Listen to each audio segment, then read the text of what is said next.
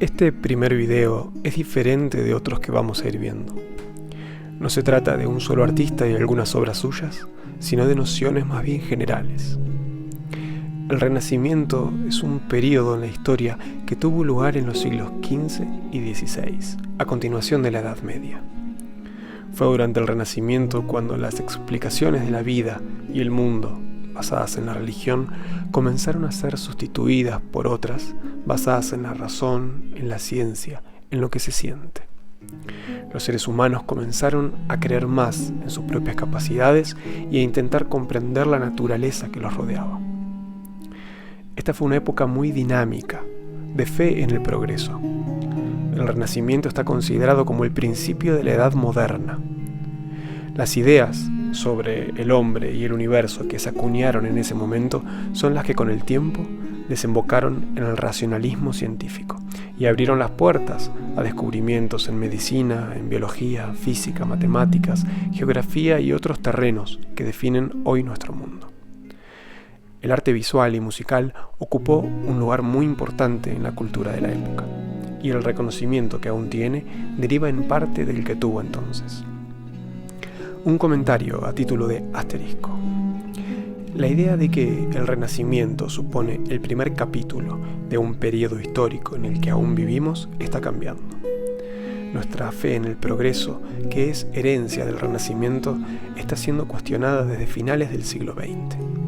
Hemos aprendido que el progreso lleva no solo al desarrollo, también nos ha demostrado capaces de amenazar nuestra propia existencia mediante guerras, excesos de población y de consumo y sobre todo el abuso de los recursos naturales. Parece que el periodo que se inició con el Renacimiento ha llegado a su fin y que estamos comenzando una nueva etapa.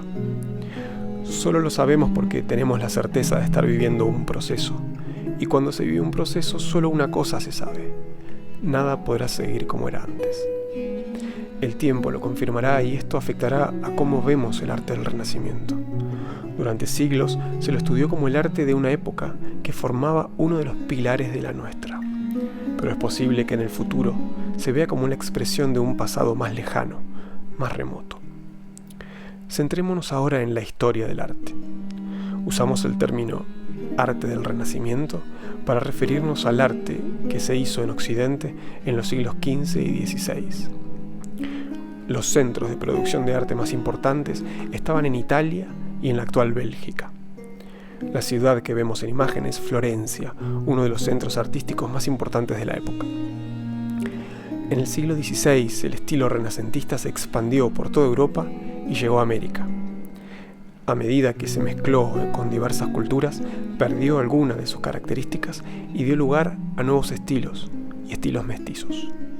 Como por ejemplo en la Amazonia boliviana, algunos pueblos fundados por jesuitas en las misiones han subsistido al paso del tiempo gracias a la distancia con las grandes ciudades y a la dificultad de acceso. Estamos viendo imágenes de San José de Chiquitos y su templo, a escasos 200 kilómetros de Brasil y unos 80 de Santa Cruz de la Sierra. Más adelante podremos analizar el arte pictórico, arquitectónico y musical de la zona. Veamos ahora las características que definen a la pintura del Renacimiento. Una de ellas es su vocación realista, que refleja la nueva curiosidad por el conocimiento del entorno que hemos mencionado. Los pintores estudiaron cómo se veían las cosas, más de lo que lo habían hecho sus predecesores medievales. Aprendieron a representar el espacio y los objetos de forma que pareciesen tridimensionales, y buscaron pintar a las personas en actitudes y con expresiones realistas. Observemos este cuadro: la liebre, las plantas, insectos y árboles que la rodean. Es un ejemplo del cuidadoso estudio del entorno que caracteriza el arte del Renacimiento. Este cuadro lo pintó Hans Hofmann, un artista alemán a fin del siglo XVI. Otra característica del Renacimiento es el deseo de recuperar la grandeza del arte del pasado griego y romano. De aquí deriva el término Renacimiento, que se refiere al renacer de la antigüedad clásica. Los escultores y arquitectos se esforzaron por conocer y copiar esculturas y edificios clásicos, pero se habían conservado muy pocas pinturas antiguas. Lo que hicieron entonces los pintores del Renacimiento fue incluir en sus cuadros motivos procedentes de edificios y esculturas antiguos. Y también intentaron recrear descripciones de cuadros griegos ya desaparecidos, que procedían de textos romanos. El más importante era una enciclopedia escrita por Plinio el Viejo, llamada La Historia Natural. En esta imagen, un grabado del artista holandés Hendrik Goltzius de 1592, el llamado Hércules Farnesio, es una de las obras más conocidas de toda la antigüedad, que se descubrió en Roma en 1546, pleno auge del Renacimiento. Muchos artistas de toda Europa viajaron a Italia a ver esculturas y edificios romanos. Una cosa es importante recordar. La admiración por la antigüedad pagana coexistió durante el Renacimiento con la fe cristiana. Y aunque aumentaron mucho los cuadros de tema mitológico, la mayoría de la pintura que se hizo en este periodo era de tema cristiano. Esto nos puede parecer extraño, pero para la mayor parte de los contemporáneos no lo era. Al margen de la pintura religiosa y mitológica, se pintaron ahora mucho más retratos que antes. Esta es otra característica del Renacimiento y se debe a que ahora los seres humanos se concedían importancia a sí mismos. Este detalle de un cuadro de Durero es un ejemplo de la nueva confianza que las personas sentían hacia sí mismas.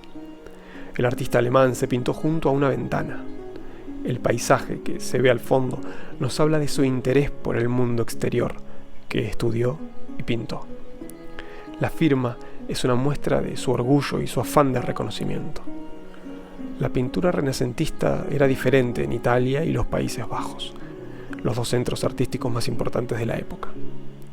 En el norte de Europa se buscó más el realismo y la expresividad. Vamos a explicar esto más adelante. En Italia, en cambio, hubo mayor interés por reproducir motivos de origen clásico, debido a que existían obviamente muchos más restos arqueológicos.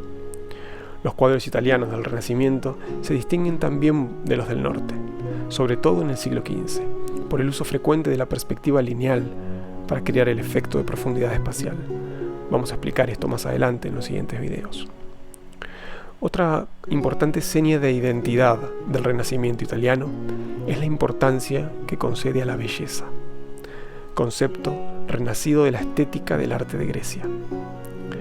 En este detalle de un cuadro de Leonardo da Vinci, una Anunciación, observamos hasta qué punto el artista se preocupó por crear una imagen hermosa. Miremos la melodía que forma la sucesión de árboles en la parte superior, las curvas que forman el perfil de la cara del ángel y observemos los gestos delicados de sus manos. Rara vez en la historia de la pintura encontraremos un afán tan grande de crear belleza como el que encontramos en este momento en Italia. Esta es la cualidad más elevada a la que puede aspirar el arte. La belleza nos eleva, nos da felicidad. La belleza parte desde nuestra subjetividad hacia algo más puro y perfecto, la verdad y la vida.